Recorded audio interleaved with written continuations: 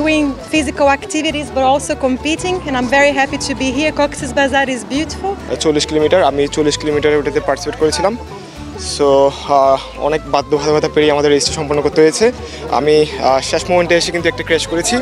Marine ড্রাইভে হচ্ছে এই প্রথম আমার হচ্ছে কোনো সাইক্লিং রেস, যেটা হচ্ছে বাংলাদেশ আর্মি এবং কক্সবাজার জেলা প্রশাসনের যৌথ উদ্যোগে আয়োজিত হয়েছে। খুব ভালো লেগেছে, অসাধারণ অনুভূতি।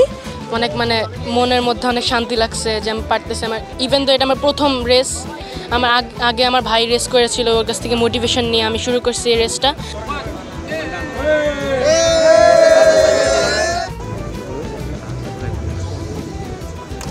তিনি সময় নিয়েছেন 1 ঘন্টা।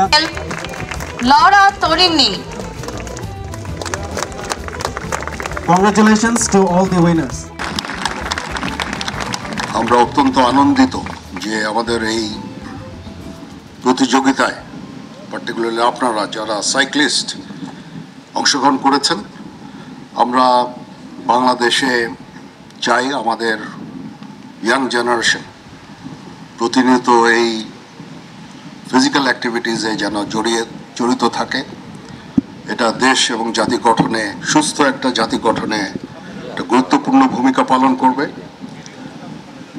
আমরা দেশের বিভিন্ন জায়গায় ম্যারাথনের উপর আয়োজন করে থাকি।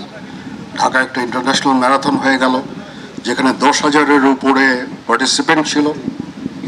চিটাগাংয়ে আমরা একটা ম্যারাথন করলাম, সেখানেও প্রায় 1200-1300 জন ম্যারাথনার ছিলেন। আমরা বিভিন্ন জেলা শহরগুলোতেও এই ধরনের প্রতিযোগিতার আমরা আয়োজন করব।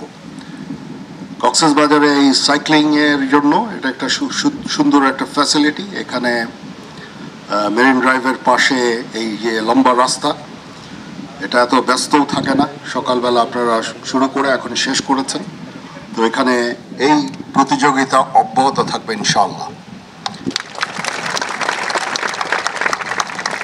এখন বছরে কয়বার হবে আমি জানি না, বাট আমরা ইনশাআল্লাহ এ ধরনের প্রতিযোগিতা আরও আমরা আয়োজন করব। Thank you very much for taking part. It's really wonderful to have you here, and I will encourage more number of foreign participants in future as well.